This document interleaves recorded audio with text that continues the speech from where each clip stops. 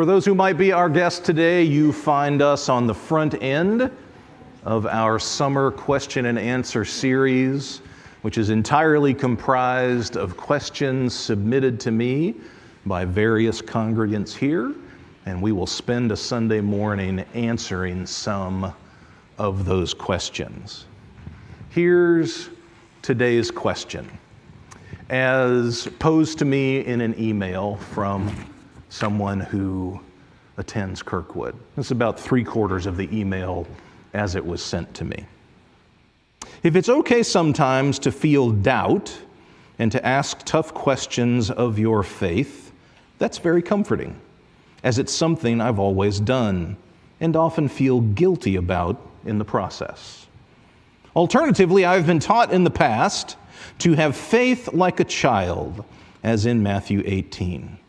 I took this to mean trust without question, put aside my own will, be humble, just believe. How should one reconcile these two paradigms?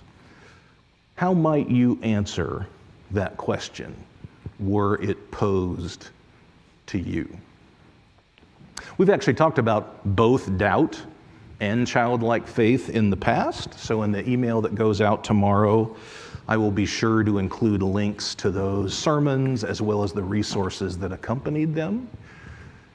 But I want to take this question at face value, and I want to spend the bulk of our time talking about where faith and doubt overlap.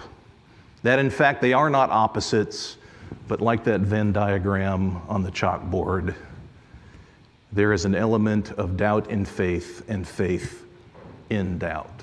So let's start with an expression that the emailer used herself, and that is this notion of childlike faith. Do you know that the Bible never uses the expression childlike faith or the faith of a child? Now you may be thinking to yourself, wait a minute, doesn't Jesus say something about children? Oh, he does, but it's not about faith. Consider the passage that the emailer actually cited. This is from the Gospel of Matthew, chapter 18, verses 2-4.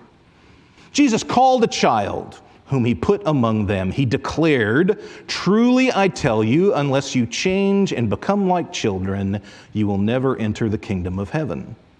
Whoever becomes humble like this child is the greatest in the kingdom of heaven." Just a chapter later, in chapter 19, verse 14, Jesus will say that it is to children that the kingdom of heaven belongs.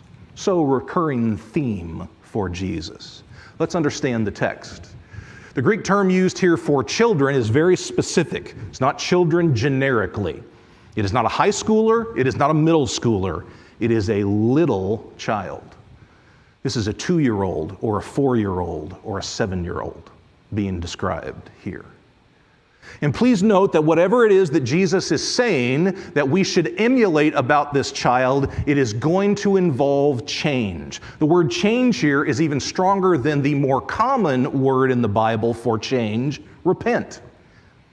The word for change here involves not just a change of mind and a heart, but your entire direction, actually repositioning your body to go a different route. So for us to do what Jesus is saying here, we as adults are going to need to revert to something that we tend to outgrow. And what is the thing that Jesus says we are to emulate in children?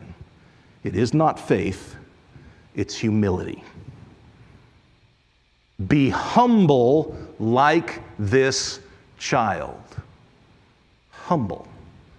Well, I wonder what Jesus means by humble. The passage actually tells you. Look at the first sentence and picture it in your mind. Here is Jesus doing what Jesus does. He's collected a crowd somewhere, and people are listening to him, the master teacher, touch their soul. In the midst of his presentation, he sees a little child, and he says to that little child, "Come to me." And let's say the little child is a 2-year-old, and you can imagine the 2-year-old staggering step after step, hoping to not fall down, but smile on his or her face. Or maybe the child was a 6-year-old. They've never seen Jesus before in their life. So when Jesus beckons to them to come, they look up tentatively at their mom or dad, and they think, this is a stranger. Stranger danger. Should I really go when Jesus calls? And their mom or dad smiles and says, sure. So tentatively they approach Jesus, who beckons them to come. Can you hear in the way I described it? There's actually even a little hesitance, a little doubt, if you will, in what's being described here. So, can't we conclude that actually childlike faith is really far more about childlike humility? And what is childlike humility like? It is that we come to Jesus when he calls. No matter how we are, no matter who we are, no matter how we feel about ourselves. Even if we're scared, even if we doubt. This is the message Jesus is trying to communicate to us as adults about something childlike that we tend to outgrow. You see, doubt is not your greatest spiritual enemy. Disconnection is. God is far less put off or offended or uncomfortable with your doubt than you are. And all he wants you to do is come. David Benner, the great Protestant Canadian psychologist, says that we really only learn God's love for us when we are willing to come to him in our weakness, in our vulnerability. But all too often what we want to do is come to God in our strength, when we feel like we have it all together. And in those moments we cannot feel his love in the same way. This is similar to the message at the open to the letter of James in your New Testament. When James says, no matter who you are going to encounter various trials and testings in life. It's a given. And if you lack wisdom, when you run into a trial that you cannot overcome, the one thing you can't do is stop asking God for the wisdom you need. Silence is deadly to the spiritual life. Not your doubts. Not your doubts. Your doubts may be great, but always remember that God is greater still.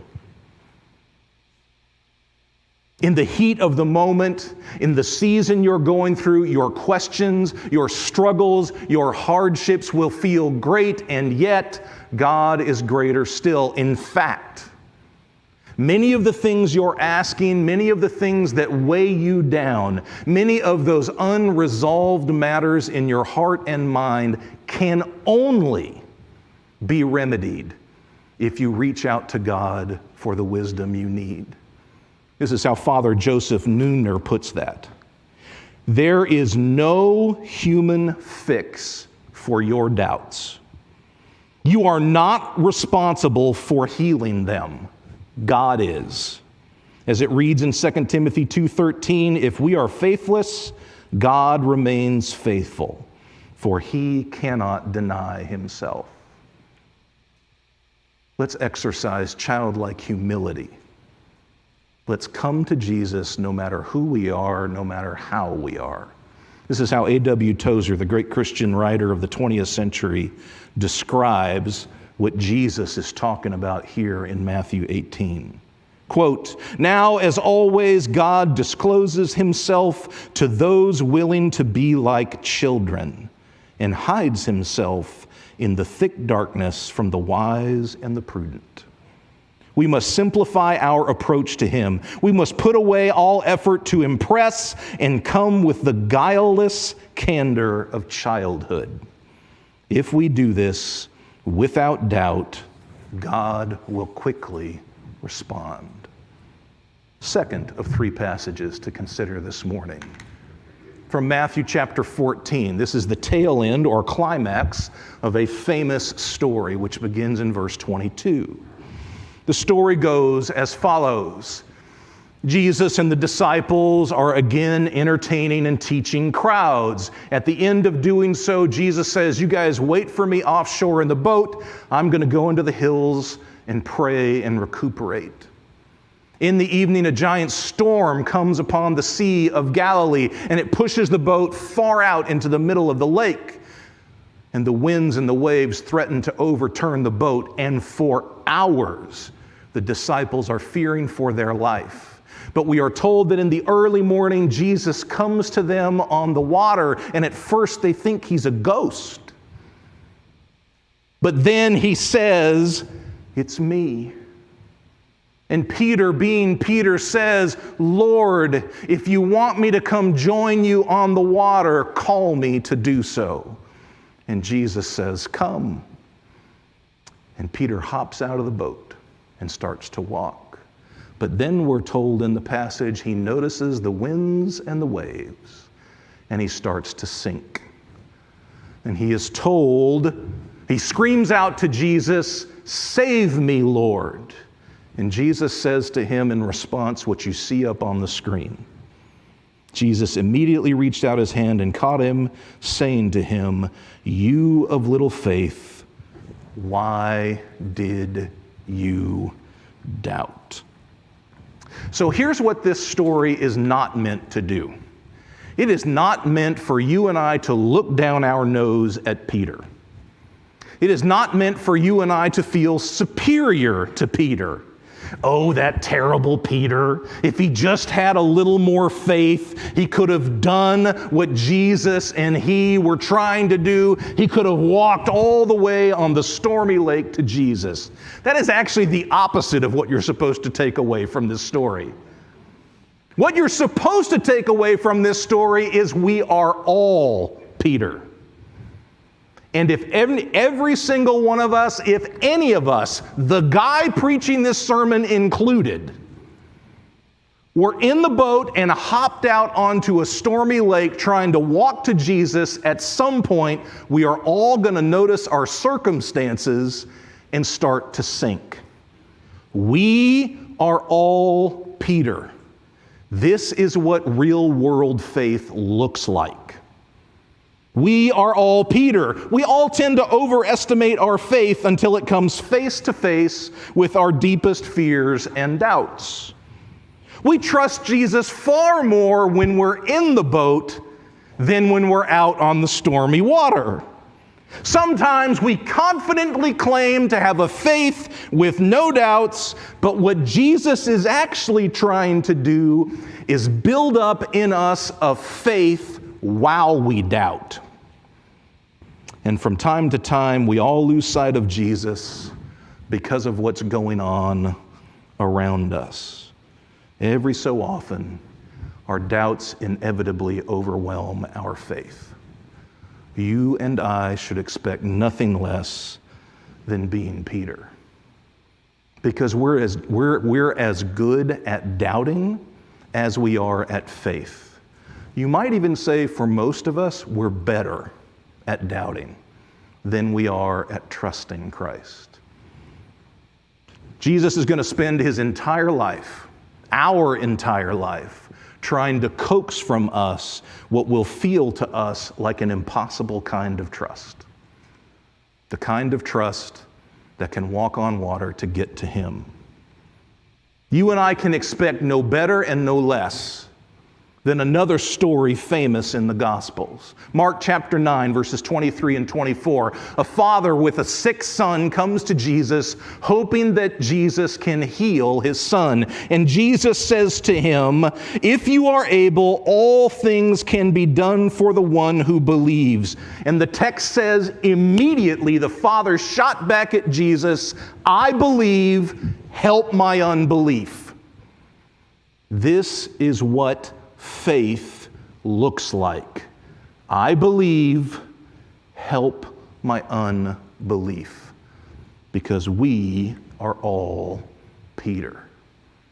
And number 3, let's drop down in one of the most overlooked, underestimated, shortest letters in the New Testament, Jude. If you're thinking to yourself, I have never seen that in my Bible anywhere. It's right before Revelation. If you flip too fast, I assure you, you're going to miss it. It's one chapter. The letter of Jude finishes with instructions about how this church should treat various kinds of people. And verse 22 of Jude reads, "And have mercy on those who are doubting," which can also be translated wavering. They're staggering in their faith. Have mercy on those who are doubting. Let me just go ahead and tell you a pet peeve that this pastor has. Christians and pastors and Christian writers talk far too much about past struggles that they've overcome and not enough about present struggles that they're trying to endure. Want to know how to lose a job as a pastor? Stand up and preach a sermon about something in your life going on that you have no idea what to do with. You have no answers, and you are just trying to hold on, or like Peter, not sink on the lake walking to Jesus. That is not what we want. That is oftentimes not what American Christians want to hear. They want to hear something triumphant. They want to hear something that's easy, something that imbues them with a confidence that in the end is false. We ought to talk more about present doubts, present wavering, the things that plague us, the things that unnerve us right now that we aren't sure what to do with. And to those people who are doubting, Jude says, have mercy on them. Great word in Greek. It implies at least 3 actions, and they come in sequence. Have mercy on them. Number 1, you have to see the distress of the person who is doubting. Do you see how it tears at their soul, how it burdens them? You have to see it and notice it. The next step is you have to sympathize with it. You have to feel for them in their doubt. And then last step, you have to have compassion and kindness on this person who is distressed by their doubt. Let's play a little game. Fill in the blank. Many of you have been Christians a long time, so I'm going to ask you to fill in this sentence. How have you seen Christians sometimes respond poorly to doubt? Instead of have mercy on those who doubt, it's blank on those who doubt. What have you seen? What have you experienced? Cite a Bible passage to those who doubt. Buy a book for those who doubt. Give your answers to those who doubt. Clobber those who doubt. Feel superior to those who doubt. Quietly disprove of those who doubt. Fear those who doubt, and avoid those who doubt. These are all ways that contemporary Christians respond poorly and destructively to the doubts of other people. And it may be, God help you, if you ever email me and you're saying, boy, I'm really wrestling with this question in my life or in my faith, odds are you're going to get an email back from me that contains several links to articles online. Or I might even suggest a book that I'll buy for you from the Blessing Fund. But that's not the first thing I should do or you should do when we encounter doubt in someone else. The first indispensable act is have mercy on them. And if we won't, nothing else matters. Without mercy, your verses, your answers all fall on deaf ears. Have mercy on those who doubt, we are told. Those who doubt need our love, not our judgment, because all of us will doubt now and then. Mercy matters more than answers, because mercy creates a soil out of which answers will eventually grow. The first indispensable step in dealing with those who doubt is to show mercy. I said the first week of this series that one of the reasons we do this series is so that we can help Kirkwood be a safe space for people to ask questions, for people not to know the answers. You can see how that dovetails with this. Truth be told, let me get real for you for a moment. There are hundreds, if not thousands, of pastors nationwide who are adept at pastoring churched people who just want to play the church game. I am not one of those people, and I never intend to be. I am glad to be your pastor, whoever you are and however long you've been in church or however long you've been a Presbyterian, but you need to hear my heart this morning. The reason I am a pastor is for doubters, so that I can have mercy on them. And like Christ, call them out onto the water, knowing that the best they can do is believe and also not believe simultaneously. To invite them into a lifelong journey of trusting Jesus more than they trust their doubts. Is this the kind of church you want to be? I hope you will join me in my pastoral call to pastor doubters. Let's finish today with a little activity. You probably noticed when you sat down in the pews that there are little cardstock blank pieces of paper scattered around with extra pens. Between now and the end of the service, I would like you to do two things on that piece of cardstock. You can do one per side or both on the same side, doesn't matter to me, because you're the only one who's going to see this. You're taking it with you. On this piece of cardstock, I would like you to write down first something in your life right now that is weighing you down, that you're questioning, that you're struggling with, something we might label a doubt. Doesn't matter what it is. Then number two, I would like you to write down the name of someone you know who is doubting. And it can't be yourself. You are the point of number one. You are not the point of number two. Write down the name of someone you know right now who is doubting, struggling, questioning, etc. And you're going to take this with you, and for a month, I am going to ask you to pray about those two things. And then in a month, I'm going to ask you what's happened, because you have spent a month praying for your own doubts as well as someone who is doubting. I want to end the sermon today on faith and doubt and how they overlap with this adaptation of a liturgy piece that comes from the World Council of Churches about faith and doubt.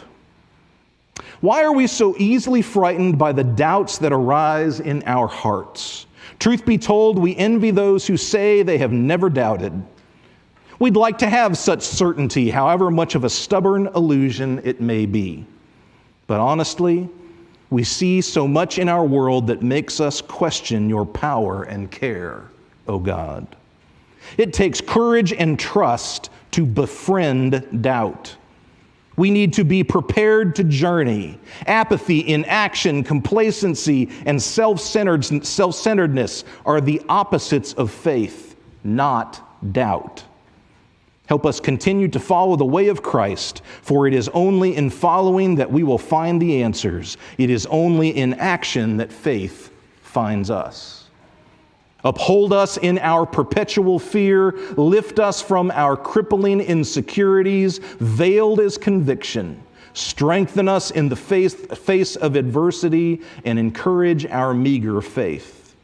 We praise you, O Lord, for the reassurance of Jesus, who promised us that every time we reach out to him, however timidly, we discover him right beside us. Amen.